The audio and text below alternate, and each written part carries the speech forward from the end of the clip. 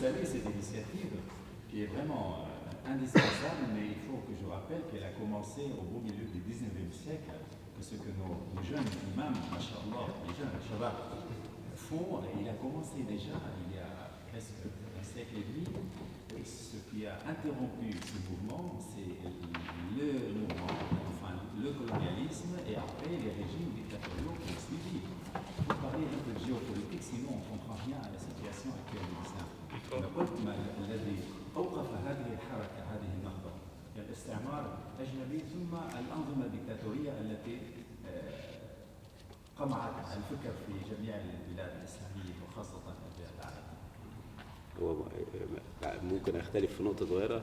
لا، هو مش الاستعمار اللي وقف الحركه، هو للاسف الشديد اولا ال 55 سنه مش صغيرين قوي يعني، فنشكرك يعني، لكن هو مش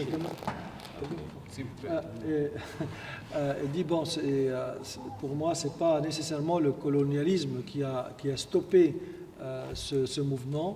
Et puis je voudrais aussi rajouter que je ne suis pas si jeune que ça, j'ai 55 ans. Vous êtes jeune. You are very young.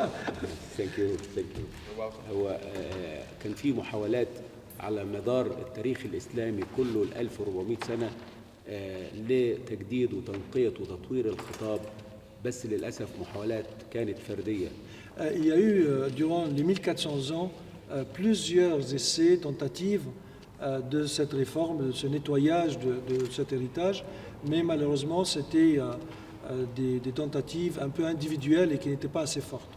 وما كانش للأسف الاستعمار هو اللي بيقمع هذه الحركات، لا بالعكس ده كان اللي بيقمعها المتشددين من الإسلاميين. Et ce que je peux dire, c'est que ce n'était pas le colonialisme qui a arrêté ou qui a attaqué ces réformistes, c'était plutôt les fanatiques du pays, les fanatiques eux-mêmes du pays lui-même. وحضرتك تعلم في تاريخنا في ابن رشد في محمد عبده. Et vous connaissez certainement Ibn Rushd de Muhammad Abdo. لكن يظل كلهم يعني حركات فردية. Mais vous voyez bien que c'est des tentatives individuelles. لكن في أول مرة في التاريخ الإسلامي يبقى في مجموعة اتحاد من كل الطوائف الإسلامية بتتكلم عن تنقية الخطاب وتطوير الخطاب وتنقية الموروث. C'est la première fois dans l'histoire de l'islam depuis 1400 ans où on parle d'une union où il y a toutes les dénominations qui sont tous d'accord de travailler ensemble contre le terrorisme.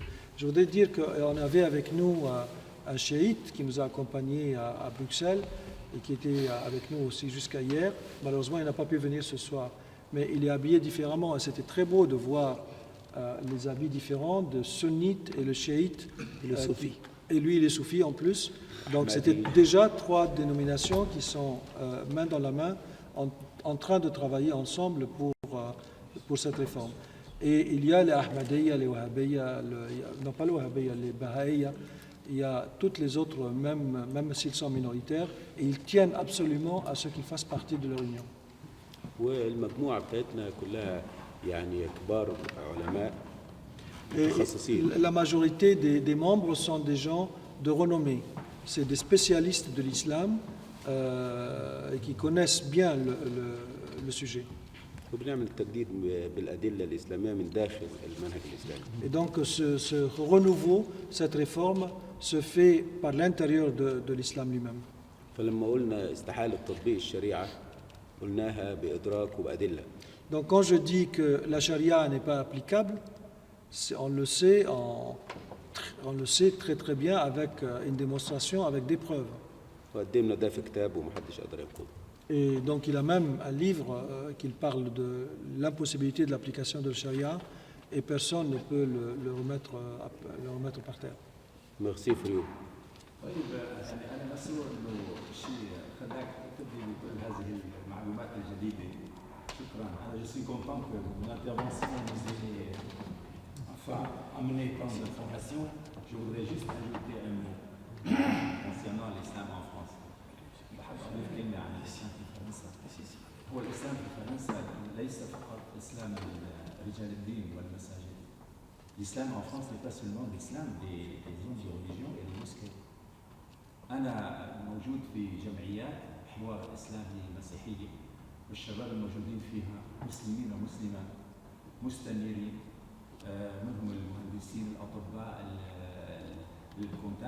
حسب إلى آخره. Donc je suis dans des associations et il y a des musulmans, hommes et femmes, éclairés, comme vous avez dit tout à l'heure, parce qu'il y a l'islam éclairé et autre part, donc bref.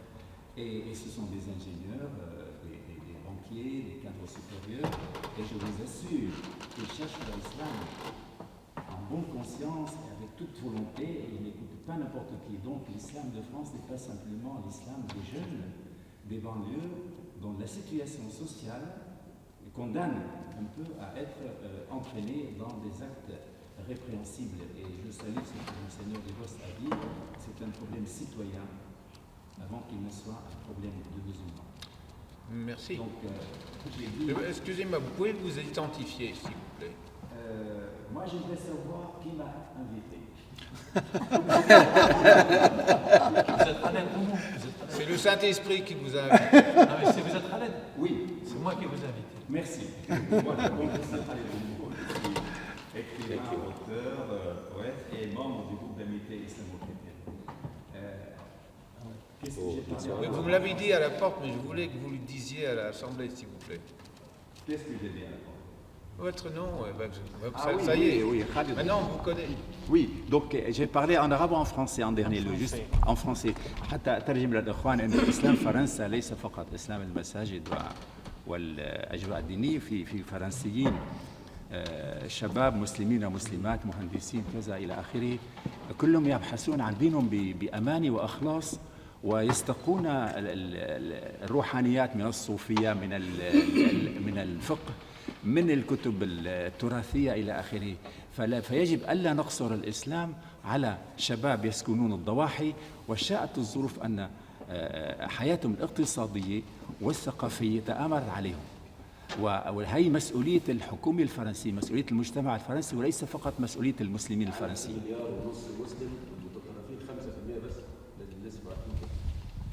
Il dit le monde musulman, il y a 1,5 milliard. Les fanatiques, c'est un petit faible pourcentage. Ils pensent entre 2 et 5%. Mais entre 2 et 5% d'1,5 milliard, ça fait quand même beaucoup. En plus, c'est pas la pauvreté qui fait l'extrémisme, ni le radicalisme. Ben Laden, il était un archimilliardaire. Et il était radical. C'est une idéologie. C'est un virus qui touche la tête vide. Ça, on le sait, je peux. Il n'était pas kamikaze lui-même. Juste un dernier mot. Oui, s'il vous plaît. الإسلام فيه المحبة. نعم. مستقام من كافة الأنبياء والرسل وليس فقط من المسيح. J'ai dit qu'en islam, l'amour est un enseignement fondamental et il est porté par tous les messagers de Dieu, pour tous les prophètes, pour toutes les figures spirituelles et pas simplement par le Christ, que les musulmans vénèrent. Ça, je le dis à l'adresse de notre frère Rachid, juste pour... Merci à vous. Voilà, pas pour tempérer son amour du Christ, nous l'aimons le Christ, mais pour relativiser un peu. Je l'aime et je le dis à haute voix. Alhamdulillah. Merci bien. Je crois qu'il faut clore l'Assemblée, mais puisque je suis l'évêque, je dis toujours à mes prêtres, n'est-ce pas mon père Georges, que l'évêque a toujours le dernier mot.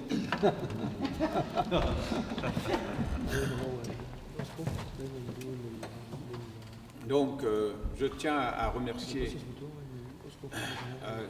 Saïd Mustafa Rachid et les autres imams et experts qui sont venus chez nous pour exposer vos idées. Et je fais écho au pasteur Clarevoli qui a dit que vos idées sont absolument nouvelles et extrêmement importantes.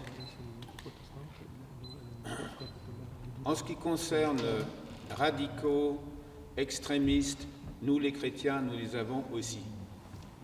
Ils ne sont pas seulement des anglicans. Et nous avons aussi une histoire, n'est-ce pas? Par exemple, au XVIIe siècle, les guerres de religion ont anéanti un tiers de la population de l'Europe, au nom du prince de la paix. Donc on n'a pas vraiment des leçons à vous faire en ce qui nous concerne. Mais nous sommes maintenant aujourd'hui où nous sommes. Vous voyez bien, il y a un protestant, un président qui représente les protestants de France, et il y a un évêque catholique qui sont dans la cathédrale anglicane. De la Trinité. Pardon? De la Trinité. Oui, et de la Trinité en plus, mais la Trinité nous appartient à tous quand même. Donc nous avons appris, et c'est assez récent, de nous parler, de nous entendre, et même de faire la théologie ensemble. Et ça, c'est extrêmement important. Donc, c'est pour nous maintenant de travailler ensemble, que ce soit en France ou en Australie, partout dans le monde, les chrétiens et les musulmans, pour apprendre à s'aimer les uns les autres. Parce que l'amour, c'est la valeur fondamentale de l'islam, comme vous avez dit, c'est aussi la valeur fondamentale du christianisme, parce que notre Bible nous dit Dieu est amour. Ce n'est pas simplement que Dieu aime, mais que Dieu, l'essence de Dieu, l'être de Dieu, c'est l'amour. Donc, dans cette situation, je crois que Dieu nous appelle à avancer ensemble pour la paix, contre la violence. Je vous remercie tous de votre présence. On a pu tirer l'affaire malgré les problèmes de la circulation parisienne que tous les Parisiens connaissent très bien. Et donc, pour clore, je vais poser une question délicate. Je voudrais demander à Saïd, à Rachid, de clore notre assemblée avec une prière en arabe. Et la prière ne se traduit pas. Dieu comprend. Voulez-vous bien? Voulez-vous bien? Merci. Voilà. نشكرك يا إله الكل يا خالق الكل. نشكرك لأنك جمعتنا في هذه اللحظة، في هذا الوقت، في هذا المكان المقدس. نحن نعلم أنك ترانا، تسمعنا، نعلم أنك قريب منا. يا رب نتوجه إليك، نطلب منك أن تساعدنا، أن تمد لنا يد العون. يا رب اجعل دعوتنا مقبولة عندك، اجعلنا من المقبولين. ساعدنا في توصيل الرسالة، ساعدنا واعطنا النجاح، مدنا بالنجاح يا رب. يا رب نحن نسعى من أجلك، من أجل حب البشرية، من أجل الضمير الإنساني.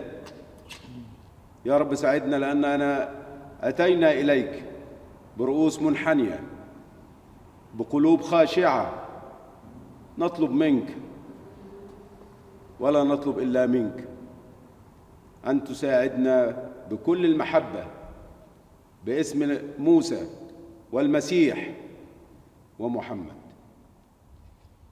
Thank you, my God.